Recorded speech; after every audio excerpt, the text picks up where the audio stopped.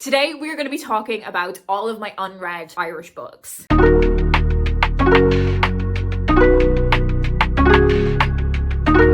So we are fully in the swing of Irish Readathon content now. If you don't know what the Irish Readathon is, all of the information will be down below for your reference. All of the announcement videos, the playlists. We have a Discord server and a Storygraph challenge. Everything you could possibly need to know about the Readathon will be down below. But if you do have any questions, feel free to leave a comment. The TLDR version is, the Irish Readathon is a month that myself and my co-host and all of our participants devote to celebrating and uplifting Irish books. So whether you want to read one Irish book, you are participating. If you want to gamify your reading with the challenges that we set a little bit more, or if you, like me, want to read solely Irish books in the month of March, you are free to participate as much or as little as you would like. We're very chilled. We're very relaxed. So in terms of the reading challenges that we've set, this is like my main TBR to fulfill those challenges.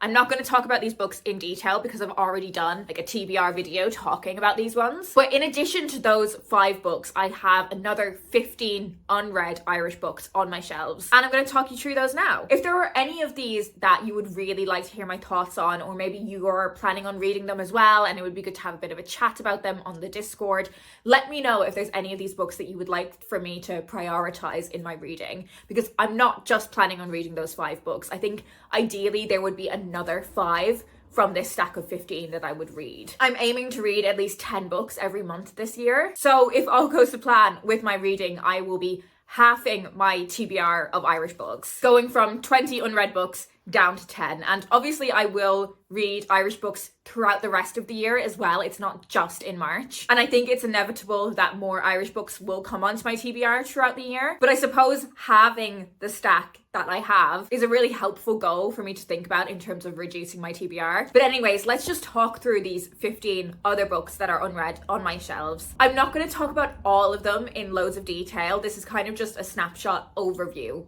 of the unread Irish books that I've got. And I'm going to start with a big boy. I'm going to start with Intermezzo by Sally Rooney.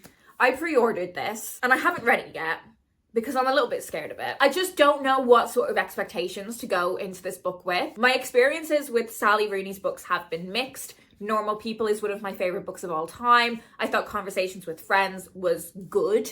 And what's the other one? Beautiful World, Where Are You? I didn't like. So I just don't really know what level of expectation to go into this book with. I think this is one that I would definitely consider a priority to read in March, because I think I just need to read it and see where I fall on the spectrum of enjoyment on this one. I'm not going to talk about what this book's about because you probably already know. If we stick with books that have come out fairly recently, I have a couple of proof copies of books as well that I would like to get to. So Nesting by Roisin O'Donnell. I got this proof from the publisher that I work at, and this one has already come out in hardback now. I've definitely been sensing a lot of hype around this one, and I think in terms of the themes that this book deals with, specifically kind of motherhood and its relation to Irishness, and specifically the things that kind of Irish mothers go through. These are always themes that I'm really interested in reading about and feature a lot in books that I have read in previous years of the Readathon. I'm gonna read this proof copy, and if I really love it, I will replace it with a hardback. And then a book that is coming out on the 12th of June is Thirst Trap by Grania O'Hare. And I think I'm really going to love this one.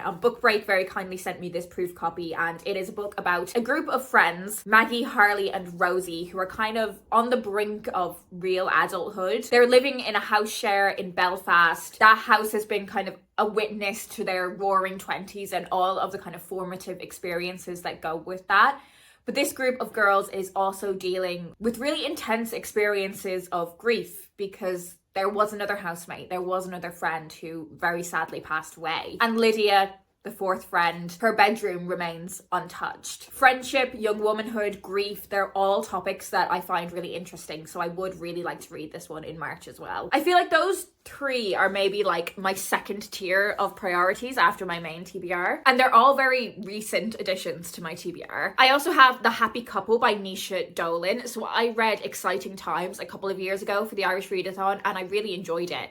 But I think thematically this one is naturally more interesting to me. So this is an ensemble novel, so we hear from lots of different perspectives in the lead up to the wedding of Celine and Luke. For all intents and purposes, they outwardly seem like a really happy couple, but as the big day approaches, it becomes clear that there's lots of stuff going on in this couple's life that aren't happy. And I just find that concept and setup of an ensemble novel where we hear from lots of different people surrounding the life of this couple, I find that a really interesting concept, and I think this is one that I would really like to read during the month as well. I feel like because all of these books have come out relatively recently and they've come onto my shelves relatively recently, I find myself gravitating towards them. But if you watch a video that I did recently where I spoke about books that have been unread on my shelves since 2021, you will have seen these 3 books. And I did sort of say in that video, like, if I don't read these books in the Irish Readathon this year, like, do I really want to read them? And I think I probably will give them the grace of the full year. And then if I don't read them by the end of the year, they probably shouldn't be on my shelves anymore. So I have The End of the World is a Cul-de-sac by Louise Kennedy. Louise Kennedy has probably become better known for her novel Trespasses,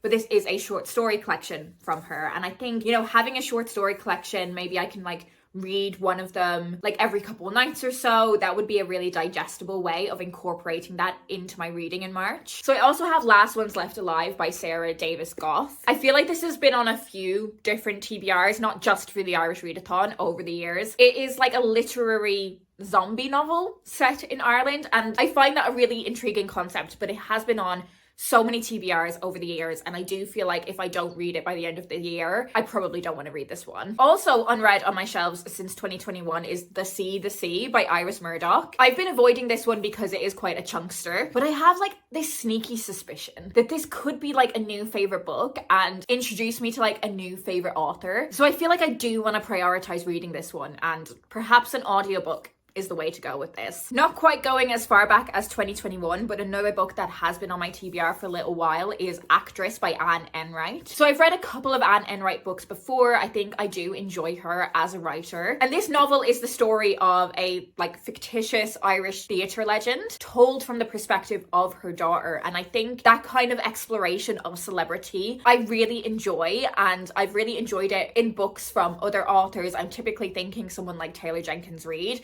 So to see an Irish perspective on that kind of theme of celebrity and family is something that I'm really intrigued by. It's not a particularly long book. It's under 300 pages. I'm not really sure where it falls in terms of like the priorities of my reading in March, but let's see. And then I also have 3 books by the same author. So I have 3 books written by Catherine Doyle. So I have The Lost Tide Warriors. This is a middle grade book, and it is the sequel to The Stormkeeper's Island, which is on my main TBR for the Irish Readathon this year. So let's see if I feel like reading a sequel immediately after reading the first book in a series. I typically kind of split up reading series and don't read them one after the other. So this may be one that I read like later in the year. And then I have 2 books in her Blood for Blood young adult series. So I read the first book in the series, Vendetta, last year for the Irish Readathon, and I completely loved it. And I immediately bought the second book in the series.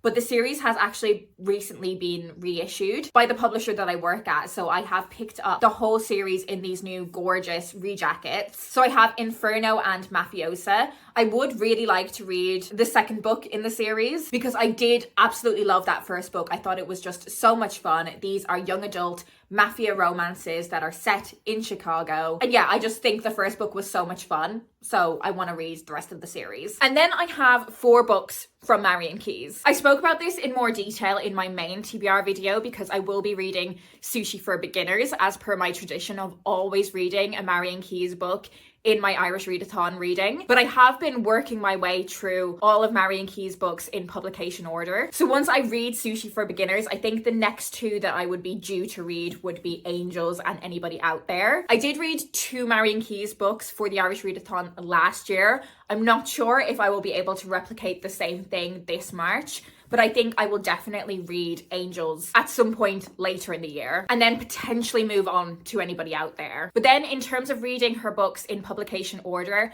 I think there were a few others that I need to get my hands on between those 2 and then reading The Mystery of Mercy Close and again Rachel. So I think it's very unlikely that I would read these 2 books within the year, but I do eventually want to read every single one of Marion Key's books, so I don't feel any sort of way about these sitting on my TBR for a bit longer. There are a few other Irish books that are massively on my radar for books that I would want to read soon, so I may find myself picking up a few of those during the month, books that have already come out that I would be interested in getting a copy of. So if I do pick up any of those, I will be sure to haul it during the month of March. And there are also lots of Irish books that are coming out in the rest of the year that I'm really intrigued by. And I am planning on doing a full video where I talk you through all of those Irish books that are coming out in 2025 that I have on my radar. I will definitely do that video of books that are coming out in the year, but let me know if you would also be interested in me doing like an Irish wish list video where I talk you through books that have already come out that are on my radar that I would like to pick up copies of, whether that's this year or like somewhere down the line. Just like books that are on my radar that I want to read that I don't have copies of. Let me know down in the comments if you would be interested in hearing like an Irish wish list. That's all I'm going to talk about today. As I said, all of the information about the readathon, all of the kind of community aspects of it, like the Discord, like the Storygraph challenge, all of that will be down below in the description if you want to find out more. As I said at the top of the video, if there are any of these books that you would be really keen to hear my thoughts on, do let me know down below in the comments and I will try to prioritize appropriately. As I said at the top of the video, if there are any of these that you would particularly like me to prioritize, if you're keen on hearing my thoughts on them, let me know down below in the comments, and that would be a really easy comment to leave. Like, just pick out one of these books that I've mentioned that you would like to vote for me to prioritize as part of my TBR. That is it for me today. I hope you're doing well and I will speak to you in my next video.